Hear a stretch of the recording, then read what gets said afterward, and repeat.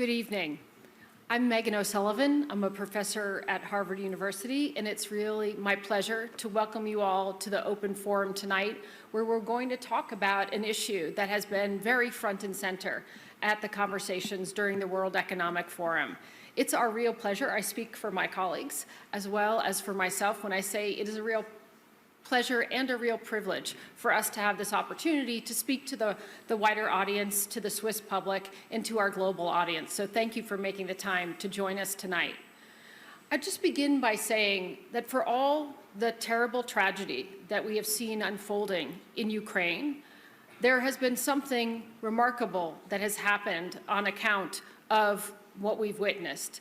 And that relates to the energy transition, and it is bringing together two conversations that up until this point, I think have been largely separate conversations. And that is one conversation about energy security and another conversation about the need for climate action.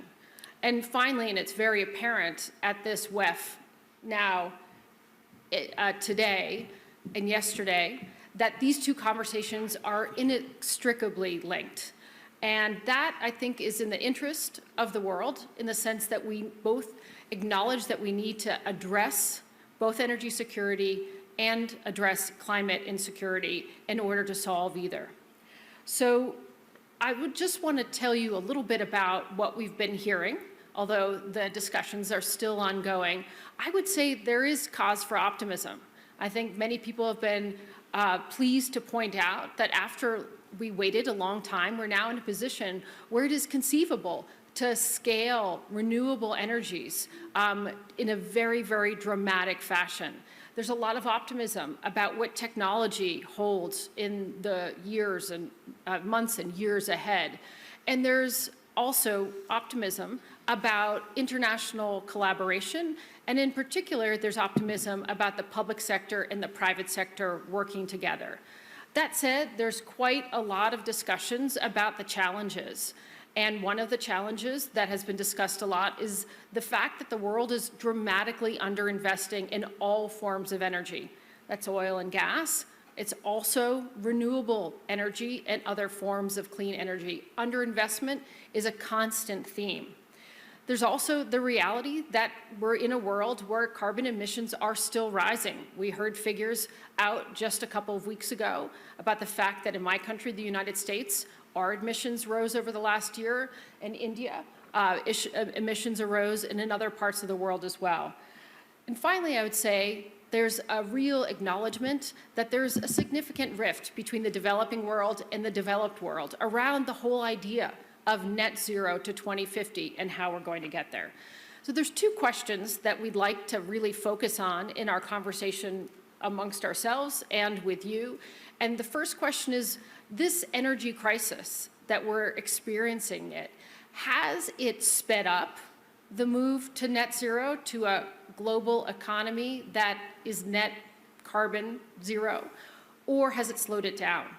And then the second question is, what can we do to meet short-term energy security needs, but to do so in a way that doesn't slow down our move to address climate and to get to net zero? And to discuss these questions, we have a great group of people here with us. So first, I'll just move along. First, we have Lauren Shum, who is the curator of the Boston Hub of Global Shapers, which is a group of young leaders associated with the World Economic Forum. Then we have Dellagiovanna, who may be known to many of you. He's the head of the environmental unit here in the city of Davos. And after that, we have Maarten Wetselaar, who is the CEO of Cepsa, a Spanish oil and gas and renewable energy a company. I'll let him characterize it, but really moving forward on the energy transition. And we had, just slip in and join us, welcome. We have Minister Rania Al-Mashat, who is the Minister of International Cooperation from Egypt. And then finally, we have the pleasure to have Ajay Mathur, who's the Director General of the International Solar Alliance in India. So what I'd like to do is actually my first question is to all of you. Can you raise your hand if you think that the energy transition has been hastened by this energy crisis, and then I'll ask if you think it's been slowed down. So who thinks the move to net zero is going faster because of the events of the last year? Okay, good number. Let me ask the other question. Now we have lights, which is good.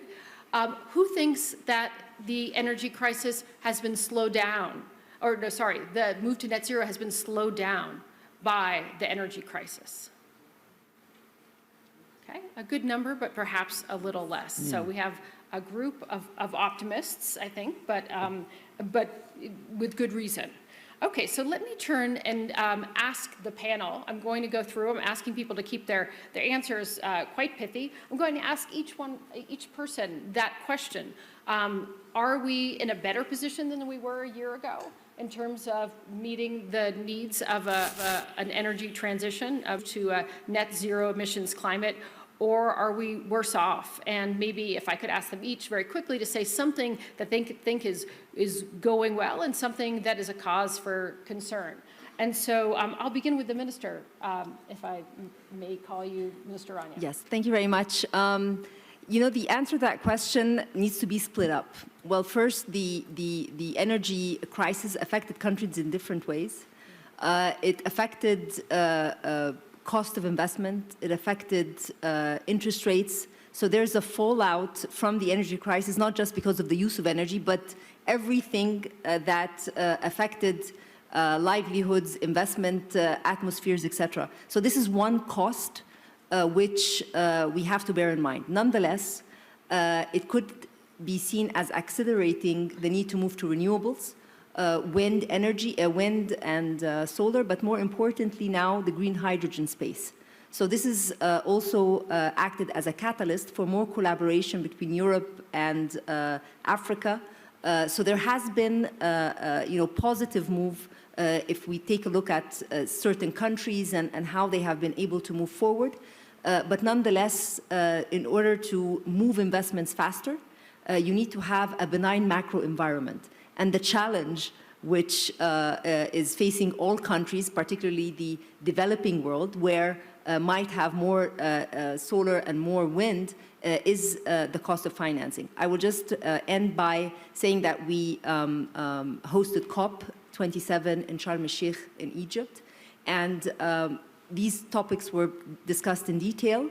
And one of the key topics, and maybe I can come to that later, is financing. That is a key element in order to move the transition in many countries. We'll definitely come back to that point. Thank you. Maarten, what is your response to this question? Yeah, I think as the Minister rightly said, it's not homogeneous around the world. But I'd say that the near-term impact would be positive. You see the increased emphasis on energy security is causing Europe to think about its own energy future and how can it be more autonomous. And since Europe's resources are mostly on the renewable domain, it wouldn't be able to develop a lot of oil and gas itself. In Europe, clearly there's an acceleration of not just thinking and target setting, but also policy implementation investment in creating more European clean energy in Europe than probably was planned before. And the Inflation Reduction Act in the US is an immediate response to the current crisis and a very significant step forward in causing renewable investment to be made. So I think near term it has created some responses that are constructive for the energy transition. Long term, the concern would be that it is very much a global problem, as everybody knows. And to resolve it, it requires a degree of global coordination and trust that in a more fragmented world that we are facing now, there's less of it. So if you think 10, 20 years, how is the West going to work together with the South, with China, and recreate an environment of trust and cooperation to combat energy transition? I think we've taken a step backward there. So good in the near term, concerned in the long term. Great, thank you. I share that view that for the longest time we thought about the energy transition as being something that would have to be a cooperative endeavor. And now we're looking at things and thinking, well, maybe there's a bigger element of competition here than we thought. If we look at what the Chinese are doing, look at what the Americans are doing, and the response of the rest of the world. Lauren, could I come to you with the same question? Yes, thank you. I actually agree with what Maarten said, so I won't rehash that. Instead, I'll just add to it. I think some good things that have come out of it is that it has brought the energy transition and the energy concerns to more people than it have ever before, because everybody's been hit with higher energy prices. Maybe some of the downside of that is some people have been hit harder than others, and many of those are maybe unknown to most people. For example, in the United States, people have been complaining about $6 a gallon for gas, and sorry, we use non-metric units. But in comparison, there was also in Alaska, there are rural communities there, and Alaska joined the United States after the roads were all built, so they don't really have roads, they're isolated. Everything has to be flown in, and as a result, the fuel cost is much higher, $17 a gallon, and they have to choose between food and fuel. And so this is, while this is domestic, this kind of similar crisis has happened everywhere else too. And maybe another sort of downside I've seen is, so Europe has rushed to diversify its energy sources, and so they've been pursed because they can no longer get gas from Russia. And in doing so, they've done things like, for example, purchase liquid natural gas, LNG, at a premium from places like Pakistan. But this has left Pakistan, now you probably know about the floods that have happened there. They're not just in a crisis of flooding, they're now in a crisis of they don't have energy to power their country because it's being bought up at higher rates by Europe. And so in this fragmented world, like Maarten was saying, I think it's going to be more imperative that we foster collaborations, but also thinking about who we're maybe leaving behind. Thank you. And Men, I'd like to turn to you and ask you for your response. Yeah, thank you very much. I'm going to answer in German, so... Nehmen Sie bitte. Lokal habe ich das Gefühl, Locally, I have the impression that the energy transition has been accelerated through the crisis. We have seen that investors and private people want to invest in renewable energies and want to construct them, photovoltaic, heating projects. People want to build it. It has been accelerated. But at the same time, is material, and there are professionals that are lacking. For instance, for photovoltaic, sometimes you have to wait until 1 year to be supplied with the material. Heat pumps, you have to wait for 1 year until they arrive in Switzerland. And therefore, investors sometimes at the last minute change and do not invest in what would be really necessary. I think that the crisis has shown two things. First of all, that the supply security in energy is vital. As long as we have not solved this, the debate about the protection of nature and climate is secondary. We have seen that we use coal for electricity in Europe, or that we are building gas installations, power plants. All the decisions for the energy transition have started a long time ago. We wanted to stop nuclear energy. The climate goals are defined, but we waited for a long time. And now we are in a situation where we lack energy, and climate protection is secondary. What the crisis have shown that the dependency from some of the countries has become clear. Oil and gas, we depend from abroad, but also as far as supply chains are concerned, we have major problems. This is a risk for the customers in this energy transition. We are that dependent from some of the countries. When the material is not coming, we are lagging behind. But it's also an opportunity that we have to tackle. And the added value has to come back to Europe. We have to produce more ourselves. We have to diversify the risks. We need heat pumps here, and this is an opportunity and a chance. Thank you. I think we'll come back to some of those issues for certain. But before we broaden the conversation, Ajay, I'd like to invite you to give us your perspective on whether we've sped up or slowed down. Meghan, I think there's nothing more convincing than numbers. In 2021, something like $200 billion came into the solar industry globally. 2022, I think this was more. It was somewhere in the region of 250 million, but we'll know the numbers in a few days.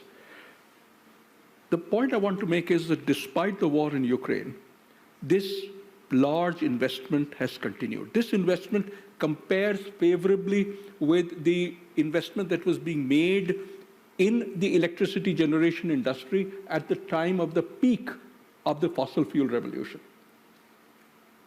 So it's great, isn't it?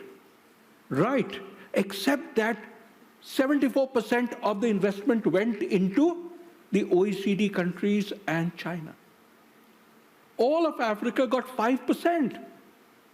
There's an amazing skewedness about this. I would suggest, Meghan, that apart from looking at energy security and clean energy, we should also look at the issue of energy access. Those are the three drivers, I believe, that are influencing this move towards clean energy. The second point that I wanted to leave is that we are, while the move towards clean energy is great, the problem that has occurred is that you have prices of gas going up, and therefore you have prices of renewable energy going up as well. Not only the prices going up, but also there has been a choking of supply.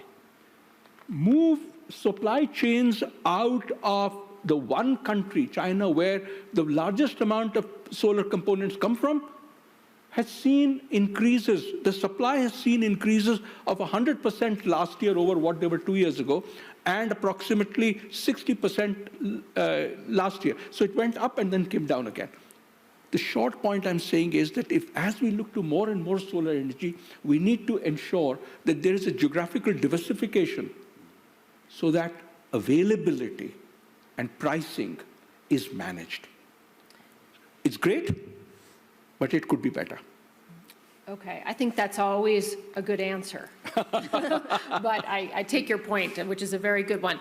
I think the themes that we're seeing come up, I'm going to drill down on some of them, but clearly there's this whole question of speed and justice and equity, and whether or not different countries and geographies can be brought on at the same time or in tandem if energy access can be granted to people around the world. So, Maarten, I'd like to start with you before turning to the Minister to ask about financing more particularly, but to ask about how do you see this tension between the speed at which we need to make this transition? Because remember, we are talking about remaking the entire global energy system, which is the backbone of the global economy, in a very short period of time. So the need for speed, how does that stack up against the importance of justice? Is there a trade-off there, or can the two actually be advanced at the same time?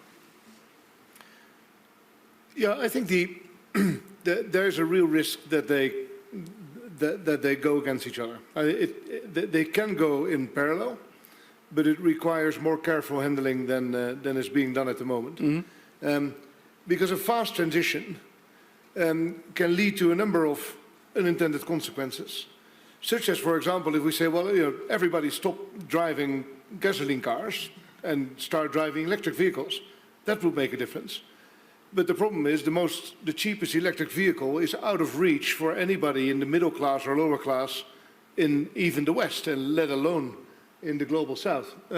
So you would create an enormous amount of inequality in terms of people's basic mobility. If you want a fast transition, you could say, okay, well, let's override all these complaints from communities against wind farms and solar farms and high voltage power lines, etc. But in democracies, that doesn't always work. You get voted out of office if you override everybody's concerns, or communities just won't let the work happen. So between fast and just, there are many contradictions to manage, and the management of them is often related to spending money, mm-hmm. to actually understanding what the real cost of the transition is.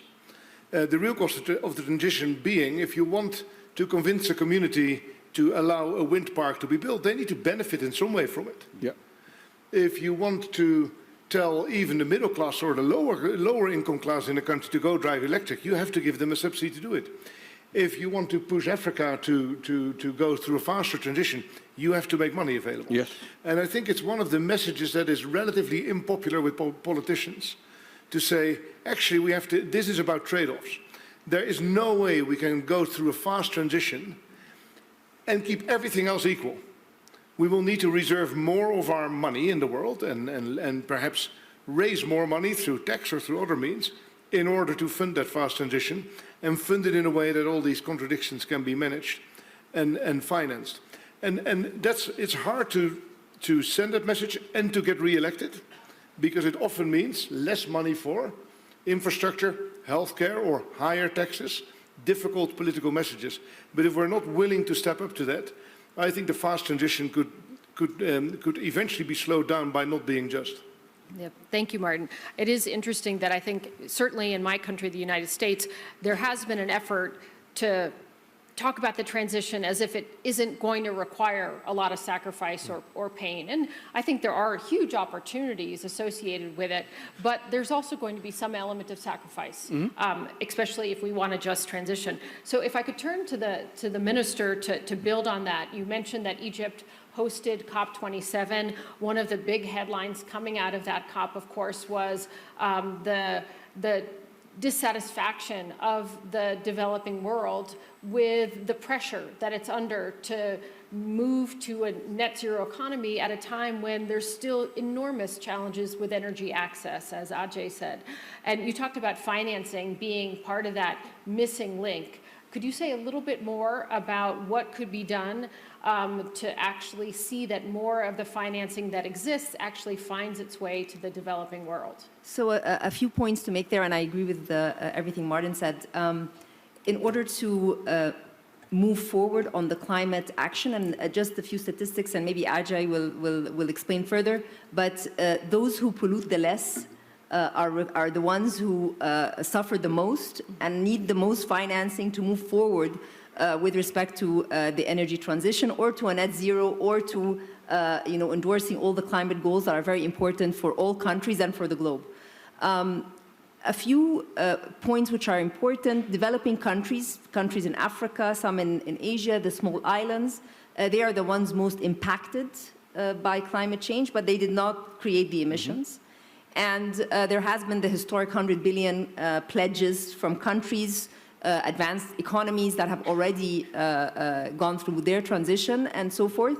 And one key point is we need to try, and this is what happened at COP, is find innovative financing mechanisms, so that when countries are moving towards more energy efficiency and towards the net zero economies, it's not coming out of debt, because already there's so much debt distress. But we need more private investment. Private investment comes into areas where there is less risk, and many of the countries that can actually accelerate more solar and more wind and more renewable are those that might be deemed as more risky by investors. So here comes the point which was emphasized very much at COP, is the need for blended finance, the need for catalytic capital, which could come from philanthropy. And here at the WEF yesterday, there was an initiative that was launched related to that. So these are some important points. And the idea of just financing is that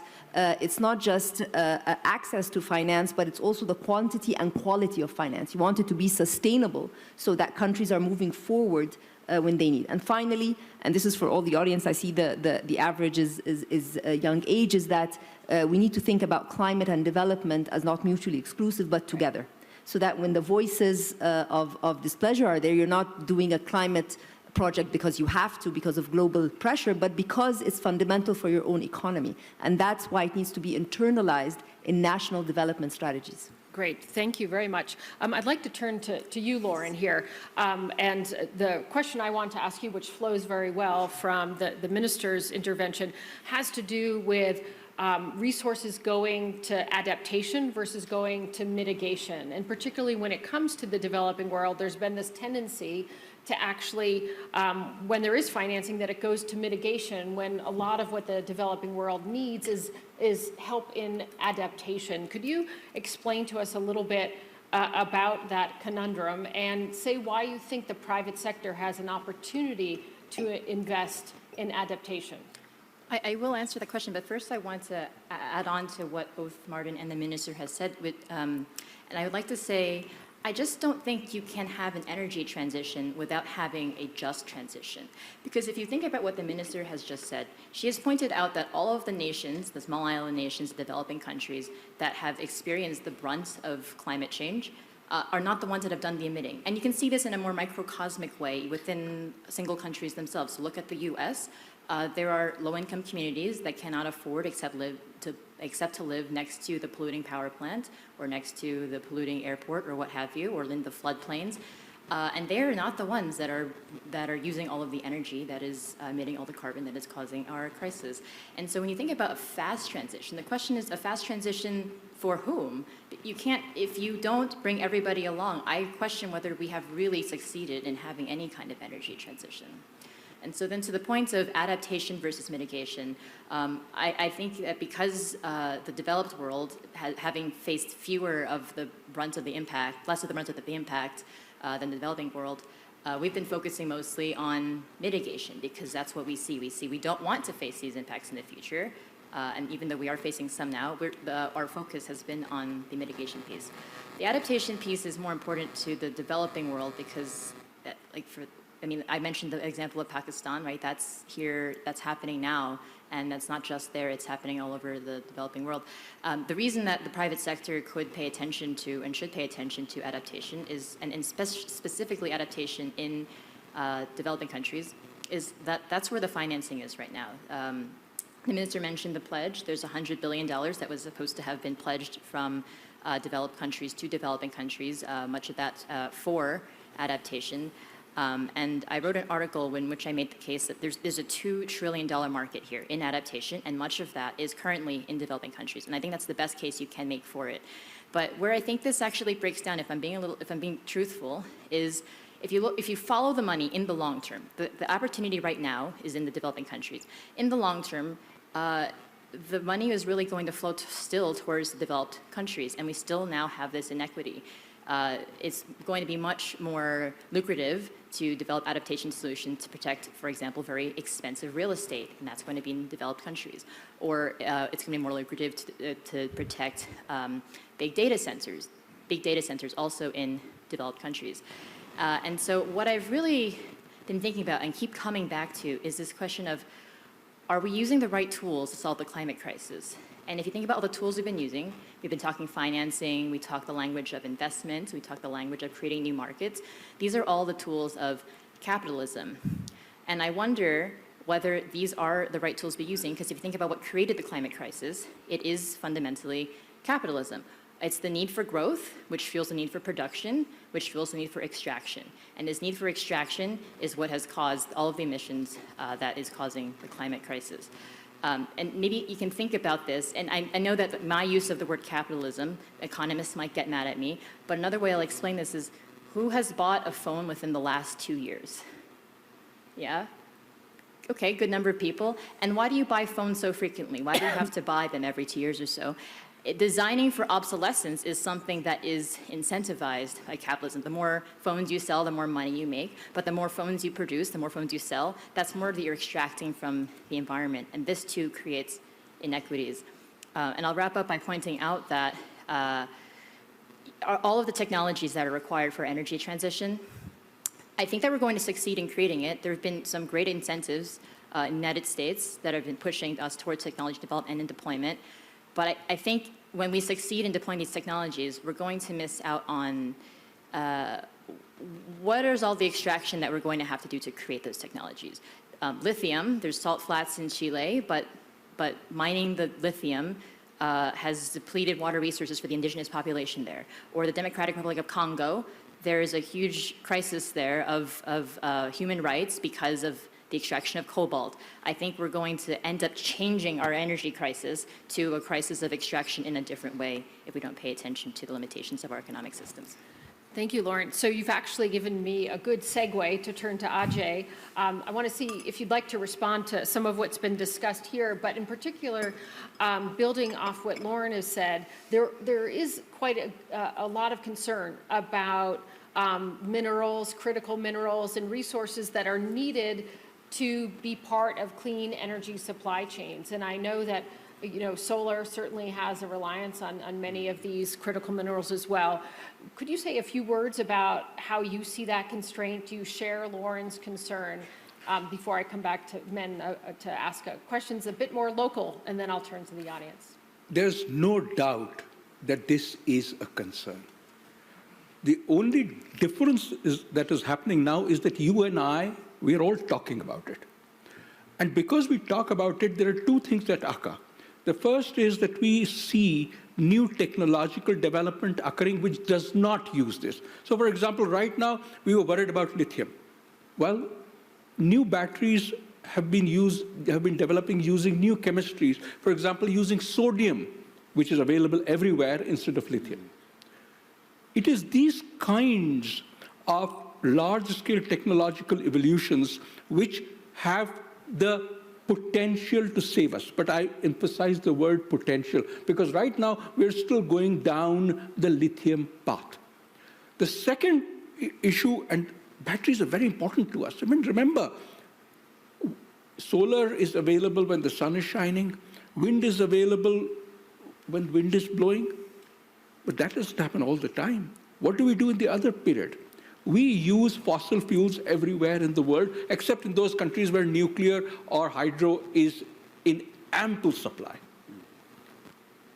We need to focus on storage, which means that the kinds of critical minerals that Lauren just talked about, that Meghan, that you focused on, are amazingly important.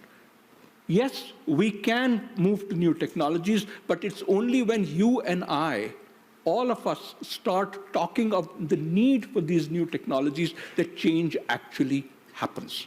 The other point, Meghan, that I'd like to make is we spoke about resources, financial resources, the fact that $100 billion had been promised.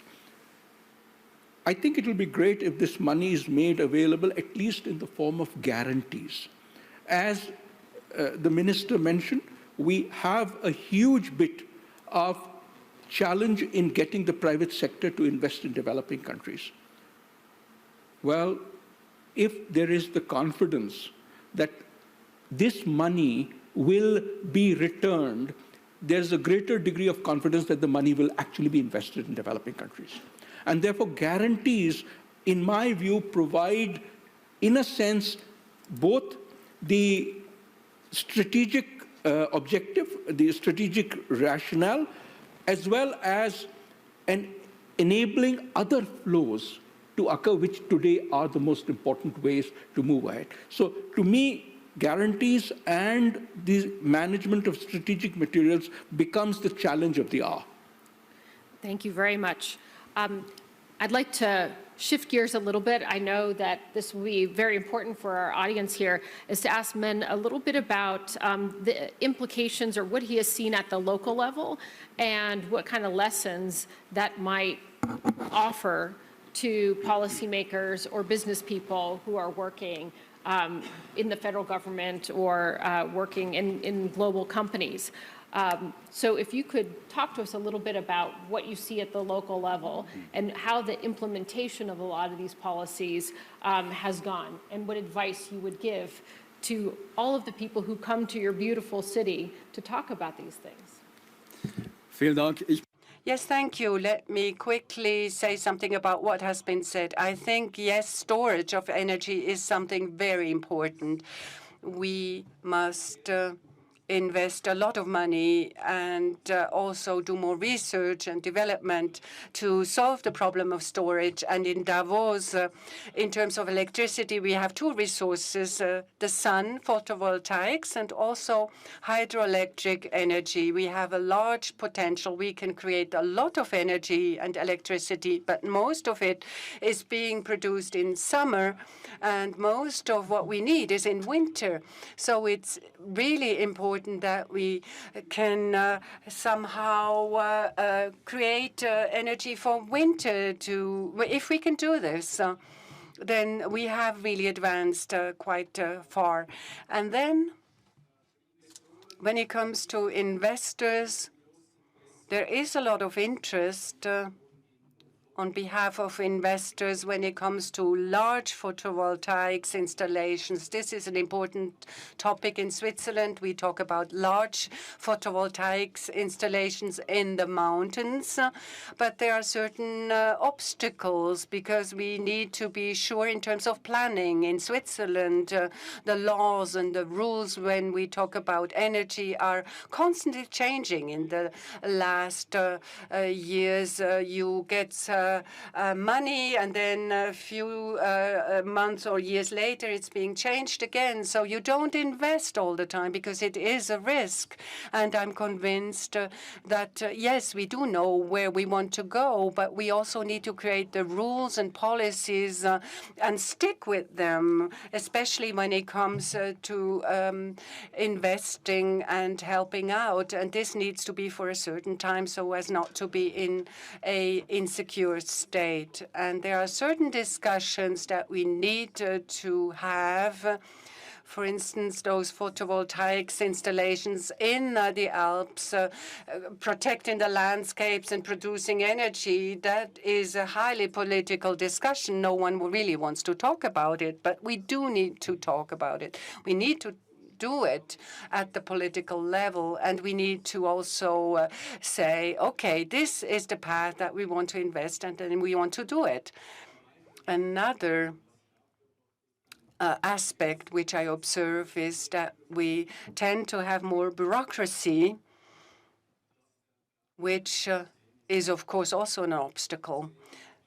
We realize that a lot of things are being helped out financially, but in order to get that money, you need to pay a lot because you need to invest in your office. So the whole money that stays in those bureaucratic processes is something that's not efficient enough, and that needs to stop. Very much. I'd like to turn and take a few questions from the audience now. If I'm not sure the best way to do this in terms of a microphone, but I think we have some people running here. So if I could take in the front row, please, if you could introduce yourself. And if you're directing the question to a particular panelist, please indicate so. So I'm Lilu. This is kind of to all of you. So it was mentioned that global infrastructure for a global energy transition has been seen as an increase. How are communities on a local level utilizing this infrastructure effectively to not only scale clean energies for the West, but also the developing world as well? Thank you. Thank you. Anyone would like to take that question? And would you maybe like to repeat that just one more time? Make sure that we all... louder. And louder, Yeah, louder? A little Okay. louder, I think. So it was mentioned that global infrastructure for a global energy transition has been seen as an increase.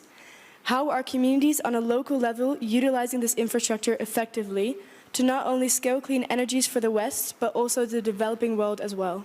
Oh. Is that clear? Okay, so a question about, maybe I'll turn to Minister Rania.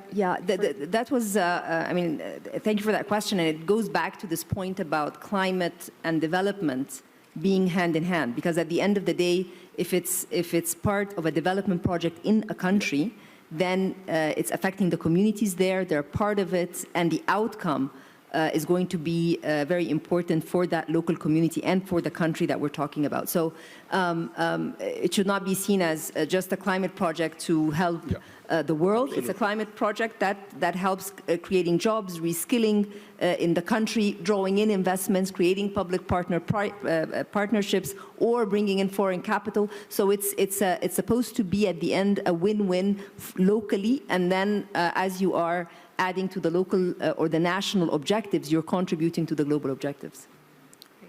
Thank you. Is there another question I could feel from on it? So someone raising their hand with a blue shirt. And if you could stand up, please, so we can see you, would be great. Thank you. Thank you very much for the panel. It was an interesting conversation regarding not only the energy transition, but energy security, access, energy access, and just transition. And they're all good values, and I hold them by heart. And this question that I'm going to ask is a difficult question for me, or difficult choice for me. That needs to be made. But when we talk about the speed of energy transition, what I have in mind generally is that we try to avoid existential risk that we have from the energy transition, which means we want to have any chance of avoiding 1.5 degree increase in the temperature. And yesterday in the panel in the World Economic Forum, Executive Director of International Energy Agency was talking, and he mentioned that at the moment, the level of investment that we have between clean energy to fossil fuel is around 1.5 to 1. And if you want to have any chance of avoiding 1.5, this needs to increase to 9 to 1. If I could just ask you to come to your question, please. Sure, yeah. And what I want to say is that, this conversation around the values that we all have to, objectives that we have to keep in mind, doesn't show that level of urgency and that needed to avoid that existential crisis. I just wanted to ask the panel that from fast transition, do you see that the speed that we are going and through the energy transition reflects the level of urgency that we are facing? And that's my question. Thank you. Thank you. I might ask Ajay, we heard a little bit from Maarten about his views on this. Ajay, if you might comment on this. Thank you. The long and the short of it is, if you look at past transitions, this is one of the fastest transitions that's happening. Nevertheless, for all practical purposes, I don't think it will be possible now to meet the 1.5 degree goal. It can be close to 1.5, it can be 1.7, it can be 1.8, it will certainly be, we can keep it below 2. But I think we have missed the 1.5 bus. As far as monies are concerned, typically every transition that has happened, you see a S-shaped curve.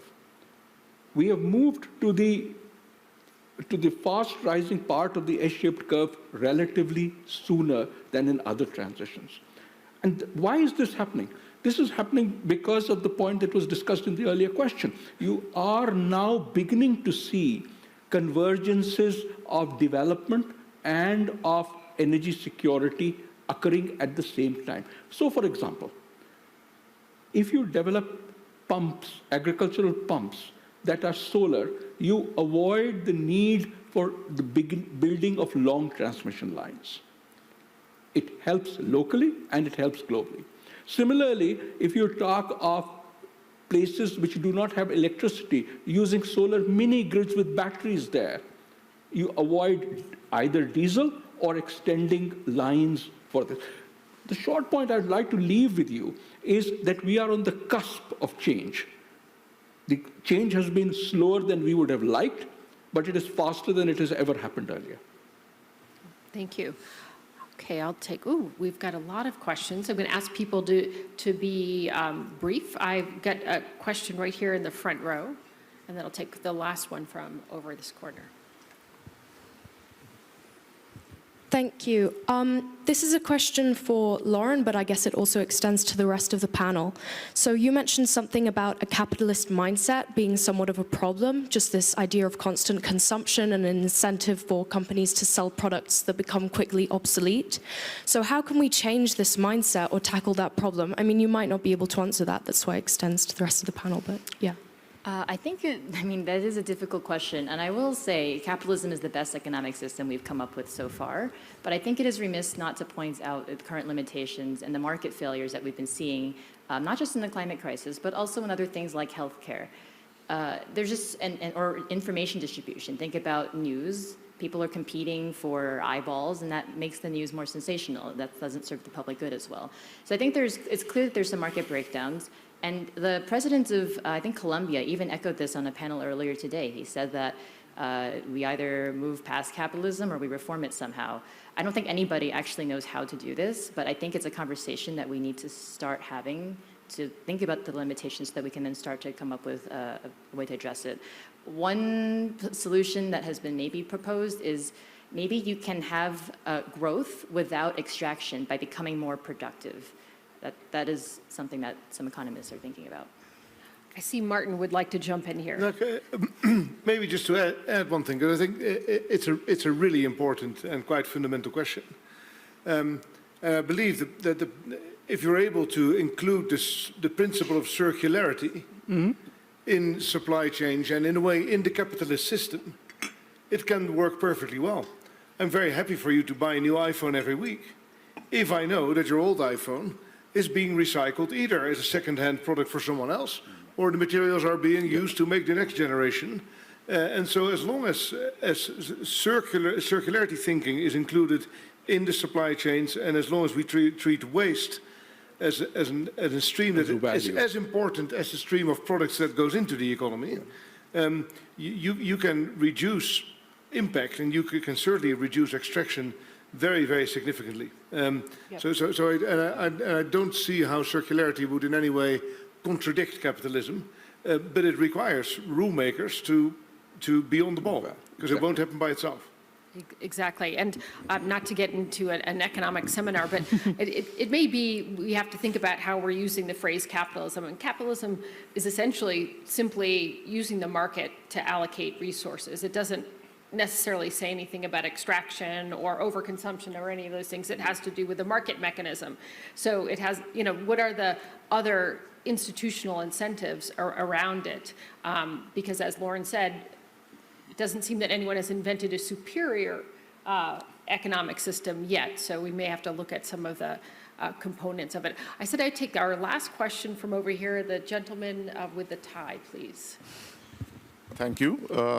My name is Bharat Gite. As we talked about the speed of this transition, my question is, how can we measure and track the energy transition speed or the progress, and what are the most important indicators to consider? Thank you. Great. I think what I might do, since that is a good question for us to close on, because it's all-encompassing, and it really gets at what our objective is here. How can we accelerate this energy transition? I might just ask, I'll start with Ajay and move down the line. If everyone just give us one or two sentences, maybe one, about how you think that, what is needed to accelerate the transition. If you could wish one thing, what would it be? Meghan, can I answer in one sentence, but it will take about an hour? I bet you could, but... The short point is that there are two things. One is physical changes, and the other is investment changes. And tipping points become important. And the key is look at it sectorally. So look at it for electricity, look at it for steel, cement, etc. Look at it for cars separately. Right. Thank you. Minister Rania. I think it was how can we measure our success, and it's a very tough question, and I think there are so many metrics going around on exactly capturing that. But I think that in order to move forward, we just should not lose the compass, because there are so many challenges and distractions and costs that are increasing. a gap that was measured just 6 months ago is very different than a gap that is measured now. So there needs to be still a focus on the objective and moving forward. But you're absolutely correct. There is not a single metric that we can definitely measure with. Thank you. Yeah, I would say be careful with just relying on measuring the amount of emissions every year, because it's quite a backward-looking measurement. Measuring the amount of investment, how do we get to Fatih's 9-to-1, is certainly an equally important data point to track.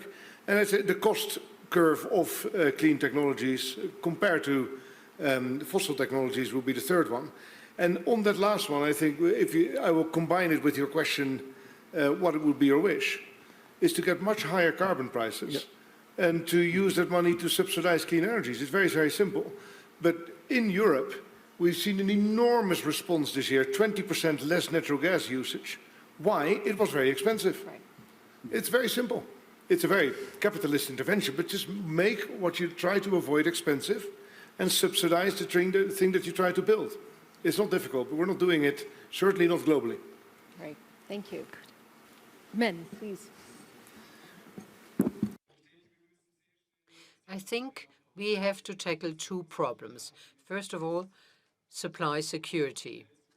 This is what we have to do quickly to avoid the temptation of going back to fossil energies because of this emergency situation. Secondly, is the problem of the risk with the supply chain. We have to avoid to fall into new dependencies, rare earth, lithium, etc. Circular economy, as Maarten said, is good, and maybe a European economy that works together. Thank you. Measure the number of people going into green jobs. I think this is the most under-discussed part of the energy transition. There's a paper from Jesse Jenkins that says that America will have to double the electric production by 2030. Who's going to do that? We need people to retrofit our buildings, to electrify our grid. So I would encourage all of you, many of you are young in this audience, think about a climate job that you could take. That is a fantastic answer, Lauren. I think the workforce question is real, and it is a good urging and one that I give my students at Harvard as well. So I'd like to conclude with apologies for keeping you all a little bit over, but I hope it's given you a good taste of the conversations that we're having here at the World Economic Forum, which are important to us and important to you and important to our world. I'd like to thank our panelists and again to thank the audience. Have a good evening.